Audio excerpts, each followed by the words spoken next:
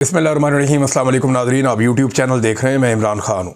नाज़रीन, अब मैंने कुछ वीडियोस देखी हैं जो सोशल मीडिया पे गर्दिश कर रही हैं। असदुल्ला खान साहब हैं, हमारे बड़े अच्छे जर्नलिस्ट हैं और बड़े तगड़े सहाफ़ी हैं, बड़े मजबूत असाब के मालिक हैं। मैंने उनके साथ बहुत काम किया हुआ है। जब वो इंटरव्यू कर रहे थे ना उस आदमी का जो सैलाब के पानी में से निकल कर आया हुआ है, तो वो ख़ुद बात करते करते एकदम पूरी तरह हिल गए थे और उनको बड़ा सदमा पहुंचा था कि ये बंदा बात क्या कर रहा है। वो ऐसी खौफनाक बात थी। ये आदमी सैलाब के पानी से निकल कर आया तैरता हुआ, इसका पूरा वजूद, इसके कपड़े गीले थे और जब ये बाहर आया तो लोगों ने बताया कि वहाँ से एक आदमी पानी में से निकल कर आया।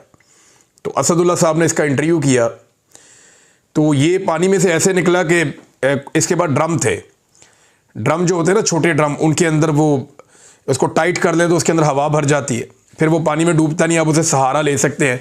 तो एक आधा बंदा जो थोड़ा बहुत हाथ पांव मारना जानता हो वो उसके सहारे कुछ दूर जा सकता है पानी में। अब सैलाब के पानी में से ये बंदा निकल कर आया। जब असदुल्ला खान साहब ने इससे पूछा तो इस बंदे ने क्या कहा, वो सुनकर मेरे भी रोंगटे खड़े हो गए।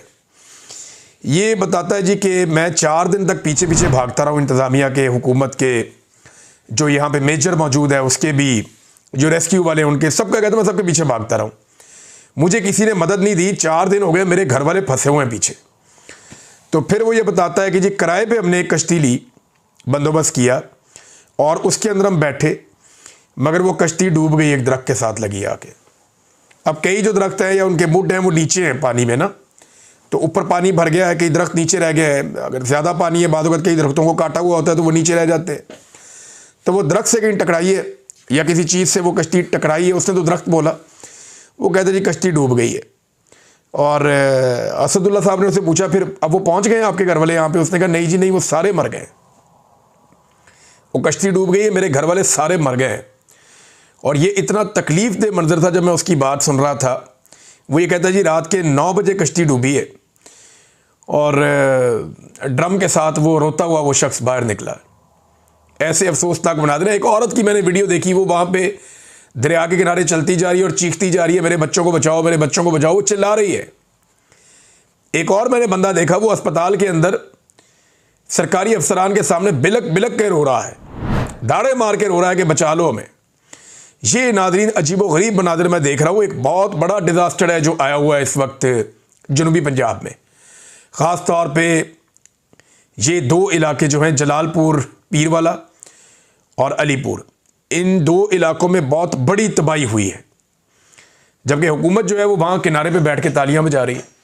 वो मनाजिर भी मैंने देखे, अफसोस के साथ मुझे बताना पड़ता है। अपनी सीनियर सूबाई वजीर को बिठाकर गई मरियम नवाज कि यहाँ बंद पे बैठेगी, और वो वहाँ इस कार्रवाई में रोज़ाना के हिसाब से लाशें मिल रही हैं। 20 दिन का बच्चा डूबा है वहाँ पे। माँ अपने बच्चे को नहीं छोड़ती, आपको पता है। 20 दिन का बच्चा लोग कह रहे हैं वहाँ पे डूब गया, छोटा बच्चा, और बहुत सारी लाशें पानी में मौजूद हैं। ये लोग दावे कर रहे हैं, लेकिन वहाँ पे जो सीनियर सूबाई वजीर है वो बैठ के क्या कर रही है, तारीफ़ें कर रही हैं एक दूसरे की तारीफ़ें कर रहे हैं, ब्यूरोक्रेसी की, अपने लोगों की, अपनी ज़ात की, और अपनी ज़ाती तशहीर की जा रही है। और फिर वहाँ पे बैठ के तालियाँ पीटते हैं, गरीबों की लाशों पर ये लोग तालियाँ पीटते हैं। ये वहाँ पर इनको लोगों की तकलीफ़ों का एहसास है, सिर्फ इतना इनको एहसास है। वो एक नौजवान की वीडियो भी आई, वो बेचारा कह रहा है जी आप सारे मुआवजे बता रहे हैं, जानवर का इतना मुआवजा देंगे, फसल का इतना मुआवजा देंगे, घर का इतना मुआवजा देंगे, हमें मरियम नवाज ये भी बताया कि हमारी लाशों का हमें कितना मुआवजा देगी। और उसने ये क्लेम किया कि जब ये पानी सूखेगा या जब हमारे इलाकों से पानी निकलेगा तो इतनी लाशें निकलेंगी। उसने ये क्लेम किया कि सैकड़ों। लेकिन मैं आपको ये बता रहा हूँ, ये बहुत बड़ा डिजास्टर है नाज़रीन। ये छोटा इलाका नहीं है, ये बहुत बड़ा इलाका है और ये बहुत बड़ा जुर्म हुआ है। ये इतना बड़ा डिजास्टर है और इतना बड़ा सानिया हो गया जो अभी तक पाकिस्तान के मीडिया ने आपको बताया ही नहीं। पाकिस्तान की एस्टेब्लिशमेंट भी इसको छुपा रही है, पाकिस्तान की हुकूमत भी इसको छुपा रही है। कोई आपको नहीं बता रहा कि कितने लोग मारे गए हैं। मुझे खदशा है, या जिन लोगों ने मुझे मैसेजेस किए या जो चीज़ें मुझे बताई हैं वहाँ पे, उनको अगर कोई भी अक्लमंद आदमी कैलकुलेट करे तो उसको अंदाज़ा हो जाएगा कि एक बहुत बड़ा इंसानी अलमिया हो चुका है जनूबी पंजाब में। मजीद अलमिया तो दूर की बात है, हो चुका है। और उसकी रीज़न मैं आपको देता हूँ कैसे। ये ज़्यादातर लोग जो है ना, ये सिंगल स्टोरी वाले घर में रहते हैं। इनके घरों की 2 मंजिलें नहीं होती, गरीब लोग हैं, कच्चे कोठे हैं, बालों वाली इनकी छतें हैं और ये लिपाइयाँ करके दीवारें बनाते हैं। तो ये जो अलीपुर और ये जलालपुर के इलाके हैं, पीरवाला, ये जो सारे एरियाज हैं, इसमें लाखों लोग रहते हैं, बहुत बड़ी तादाद में इसमें आबादियां हैं और इनमें जो मकानात हैं वो सिंगल स्टोरी हैं, ज़्यादातर गरीबों के मकान हैं। तो वो अपनी गंदम, अपना आटा, चावल, दालें, अव्वल तो ये रोज़ बरोज़ सामान खरीदते हैं और जो इनके खाने पीने की चीज़ें स्टोर करने वाली होती हैं वो निचले फ्लोर पे स्टोर होती हैं, वो ऊपर कहीं नहीं होती। इन इलाकों में पानी आना भी नहीं था, यहां पे पानी छोड़ा गया है और नाकिस मनसूबाबंदी की गई है और जानबूझकर पानी छोड़ा गया है। यानी इंतजामिया को पता था वो क्या करने जा रहे हैं, उन्होंने बहुत बड़ा जुआ खेला इंसानों की जिंदगी के साथ। ये मैं आपको जिम्मेदारी के साथ कह रहा हूं। ये आमिर मतीन साहब का आप ट्वीट पढ़े ना, आपको कुछ चीज़ों का आइडिया हो जाएगा। ये उन एरिया को बहुत अच्छी तरह जानते हैं और बड़े सीनियर जर्नलिस्ट हैं। वो ये कहते हैं कि क्या जलालपुर पीरवाला और अब अलीपुर में जो आफत आई है वो कुदरती आफत है या इसमें गफलत है, सियासी मफादात या इंतजामी नालायकी इसमें शामिल है। इन इलाकों के लाखों लोगों को डुबोना नहीं चाहिए था। अगर हुकूमत अपने बनाए हुए प्लान पर चलती, क्योंकि मुख्तस शुदा शेरशाह और मोहम्मद वाला बंद नहीं तोड़े गए। ये 2 बंद क्यों नहीं तोड़े गए, ये सवाल आमिर मतीन साहब ने उठाया कि वक्त पर जो मुख्तस किए गए थे, आपने पहले से आपने बताया होता ये बंद हम तोड़ देंगे और इससे पानी का फ्लो इधर को घुसेगा और वापस ये पानी का फ्लो दरिया के अंदर शामिल हो जाएगा या दरिया सिंध में जाके मिल जाएगा, तो फिर तो बचत हो जाती है। उन्होंने साथ मैप भी लगाया हुआ है कि अगर ये शेरशाह वाले और मोहम्मद वाला बंद नहीं तोड़े गए, इनको मुख्तस करने पर सालों मेहनत की जाती है इन बंदों को, ताकि पानी कम से कम नुकसान के साथ गुजर जाए। पूरी तसल्ली की जाती है कि पानी का बहाव रहे। शेरशाह से निकला पानी दरियाए सिंध में या आगे फिर दरियाए चनाब में मिल जाना था, जबकि अलीपुर और जलालपुर में पानी अब खड़ा हो गया है जाके, जहां पे इन्होंने बंद तोड़े। किसने ये फैसले किए और क्यों किए, इसकी तफ्तीश होनी चाहिए। कौन करेगा? अदालतें कंप्रोमाइज हैं। जस्टिस आलिया नीलम तफ्तीश करेगी। वो इस बात पे खुश है कि मरीम नवाज उनकी वज़ीर आला है। सारी ज़िंदगी जस्टिस आलिया नीलम साहबा की जो वालदा हैं, उन्होंने, इनकी फैमिली ने नवाज शरीफ साहब के कारकुनों का किरदार अदा किया है। मियाँ नवाज शरीफ साहब के घर की बैक साइड पे एक मोहल्ला है जहाँ पे ये रहते थे, इत्तफाक अस्पताल की बैक साइड पे, और वहाँ पे ये मशहूर है वकीलनी के नाम से कि यहाँ पे वकीलनी रहती हैं आलिया नीलम साहिबा। अब वो चीफ जस्टिस बना दी गई है इस्लामाबाद लाहौर हाई कोर्ट की। उन्होंने ये पता करना है, वो तो सवाल ही पैदा नहीं होता कि कभी आंखें खोलें और वो देखें इन चीज़ों को ना। उनका तो शरीफ खानदान से ताल्लुक जो है रजिस्टर्ड पुराना ताल्लुक है उनके खानदान का, तो वो तो इनकी नाअहली के ऊपर आंख खोलने से रहे। क्या मिलिट्री एस्टेब्लिशमेंट करेगी? वो इस जुर्म के अंदर शामिल है। ये तो जो जुर्म ये कर रहे हैं इसके अंदर मिलिट्री एस्टेब्लिशमेंट शामिल है और वो कभी भी इनको नाकाम होता हुआ या नामुराद होता हुआ नहीं देख सकती। पाकिस्तान चाहे बर्बाद हो जाए, कौन करेगा इंसाफ? अवाम ही करेगी। ये जब करेगा मेरा रब इंसाफ करेगा और अवाम को इसके लिए हथियार बनाएगा। ये वक्त हम देखेंगे इंशाल्लाह। लेकिन यहां पे बात यह है कि ये बंद क्यों तोड़े गए और इतना बड़ा जुआ क्यों खेला गया।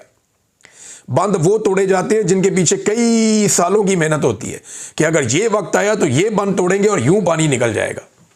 ये नहीं होता कि आप एक ऐसा बंद तोड़ दें जहां से पानी इलाकों में दाखिल हो और घरों में जाके खड़ा हो जाए और हफ्तों तक वहां पे खड़ा रहे। ये तजर्बा नहीं होता। ये पाकिस्तान में किया गया है। अब मैं आपको बताता हूं कि ग्राउंड फ्लोर के ऊपर, नीचे वाले फ्लोर के ऊपर सारी खाने पीने की अशिया थी। जब पानी आया तो उससे पहले बताया नहीं गया लोगों को। वार्निंग का कोई सिस्टम नहीं था क्योंकि इन इलाकों में पानी आना ही नहीं था, प्लान तो कहीं और का था। तो यहां के जब बंद तोड़े गए और अचानक अनाउंस किया गया तो लोग नहीं निकल पाए। लाखों लोग अपने अपने इलाकों में रह गए। पानी जब बहुत चढ़ गया, घरों के अंदर दाखिल हो गया, तो उन्हें समझ आई लोगों को यहां से निकलना है। अब निकले कैसे? तो लोग अपनी छतों पे चढ़ गए। अपना जो कीमती सामान है उन्होंने ऊपर कहीं रखा और छतों पे चढ़ गए। अब डर इस बात का था कि हम यहां से चले गए तो हमारी चोरी हो जाएगी, और वहां पे चोरियां हो भी रही हैं। आज भी चोर पकड़े गए हैं, सरकारी कश्ती के अंदर चोरी कर रहे थे आके। तो ये लोगों को डर था कि हम यहां पे छोड़ के भी जा नहीं सकते। लेकिन फिर जब खुराक ना हो तो आपको 1-2 दिन के अंदर एहसास होता है कि खाने के लिए कोई चीज नहीं है, अब गुजारा कैसे करें। तब लोगों ने निकलने की ठानी। अब निकलने का रास्ता कोई नहीं था। बाहर कहीं पे 6 फुट पानी है, कहीं पे 16 फुट पानी है, कहीं 20 फुट पानी है। कई बड़े बड़े दरख्त भी पानी के अंदर डूबे हुए हैं। अब लोग निकल नहीं पा रहे थे। लाखों लोगों ने निकलना था, ऊंचे बंदों के ऊपर और बाहर के इलाकों में आना था, तो वो आए कैसे? आने के लिए रास्ता कोई नहीं है, और जो रास्ते हैं उनके ऊपर बहुत सारा पानी है, और पानी से गुजरने के लिए गाड़ी, साइकिल, घोड़ा, गधा, कोई चीज़ काम नहीं होती। आपको कश्तियाँ चाहिए, और वहाँ लोगों के पास कश्तियाँ ना होने के बराबर थी। हुकूमत ने जो कश्तियाँ दी, वहाँ पे पहले 11 कश्तियाँ पहुँचाई, जिनमें से 9 खराब थी, इंजन ही काम नहीं कर रहे थे, बेड़ा ही गर्क था, काम हो ही नहीं पा रहा था, लोग निकल ही नहीं पा रहे थे। फिर वहाँ पे प्राइवेट लोग अपनी कश्तियाँ लेकर पहुँचे। जब इन्होंने फ़ोन किया मकामी लोगों ने कि हमें कश्तियाँ चाहिए, हमें मदद चाहिए, तो जो प्राइवेट लोग हैं वो अपनी कश्तियाँ मुख्तलिफ इलाके से, दरिया सिंध से, इधर उधर से लोग लेकर आ गए, और उन्होंने पैसों के एवज लोगों को बाहर निकालना शुरू किया। कुछ फलाई तंजीमें हैं जिनमें 2-4 तंजीमें बड़ा अच्छा काम कर रही हैं, उन्होंने लोगों को निकालना शुरू किया, लेकिन बहुत बड़े पैमाने पर इवैक्यूएशन थी। वो लोगों की इतनी कैपेसिटी होती है, 10,000, 5,000, लाखों लोगों को निकालना था, तो लोगों को निकाले कैसे? अब लोगों ने अपनी मदद आपके तहत, लोगों को आइडिया हो गया कि हमारे मोहल्ले में, हमारे इलाके में कोई कश्ती नहीं आ रही, बिजली भी बंद है, मोबाइल फ़ोन की बैटरियां ख़त्म हो गई हैं, अब राब्ते नहीं हो पा रहे, हम करें क्या? तो फिर लोगों ने अपने तौर पे निकलने का फैसला किया, और कोई ड्रम के ऊपर लटक के निकला, किसी ने किसी और चीज़ से अपनी एक छोटी सी कश्ती बनाई, कोई ऐसे निकला। तो लोग मुख्तलिफ तरीक़ों से वहाँ से उन्होंने निकलना शुरू किया कि बंद पे पहुँचे और वहाँ से मदद लेकर आए। और जो प्राइवेट कश्ती वाले हैं वो तो ऐसे भी थे जो लोगों को बिठाते थे, पानी के सेंटर में जाके लोगों से कहते थे और पैसे दो, नहीं तो हम वापस जा रहे हैं, आपको फिर छोड़ देंगे। ऐसे ब्लैकमेल किया है, बंदे गिरफ्तार भी हुए हैं। तो अभी भी बहुत सारे लोग अपने अपने घरों पे, दरख्तों पे, ऐसी जगहों पे जो ऊंची है वहाँ पे पनाहे लेकर बैठे हुए हैं। उनके पास खाने के लिए नहीं है, उनके पास पीने के लिए नहीं है, उनकी फैमिलियाँ, उनके बच्चे वहाँ पे मजबूर हैं, उनको एवैक्यूएशन नहीं हो सकी। कोई कितना कर सकता है? हमने भी कश्तियाँ भेजी हैं, कुछ कश्तियाँ पहुँच गई हैं, कुछ आज पहुँच जाएगी, कुछ और हम कोशिश कर रहे हैं हमें बाजार से मिल जाएँ, अवेलेबल भी नहीं है मार्केट में। ये ऐसी आइटम तो है नहीं कि पड़ी हुई हो और आप खरीद लें। अब जितनी जहाँ से मिलती है, कहीं से 2, कहीं से 3 हमें मिलती है, हम खरीद लेते हैं। इंजन जो है वो कराची से मिलते हैं, कोई कहीं से मिलते हैं। हम पूरी कोशिश कर रहे हैं, और ये सारी कश्तियाँ यहाँ पानी में चल भी नहीं सकती। जो ज़्यादा नीचे गहरी वाली कश्ती होती है वो नहीं चलती, जो समंदर में आप चलाते हैं। यहाँ पे ख़ास कश्तियाँ चलती हैं, वो लकड़ी वाली कश्तियाँ चलती हैं। तो अब लोगों को निकालना एक बहुत बड़ी मुसीबत है, और अगर लोगों को नहीं निकाल सकते तो कश्तियों के ऊपर लोगों को आप खाना पहुँचाएँ, तो क्या आप इतनी बड़ी तादाद में लोगों को खाना पहुँचा सकते हैं? ये सारा डिजास्टर इस हुकूमत ने किया, ये बात आप याद रखिएगा। ये हमें सूरत-ए-हाल क्लियर होती जा रही है जैसे जैसे हमारे जर्नलिस्ट, हमारे दोस्त, हमारे भाई वहां पे पहुंचे हैं। ये पीछे खड़ी हुई थी पंजाब की सीनियर मिनिस्टर मरियम औरंगजेब, और उसके बिल्कुल करीब खड़ा होकर लड़का बता रहा था, उमर दराज गोंदल साहब को, जर्नलिस्ट हैं, उन्हें बता रहा था कि 4 दिन हो गए इनके तरले मिनते करते हुए, हमारी फैमिली पीछे, उसे लेकर कोई नहीं आ रहा। ये मैंने खुद ये इंटरव्यू सुना। वो ये कहता है जी कि 4 दिन हो गए इनकी हम मिन्नतें कर रहे हैं।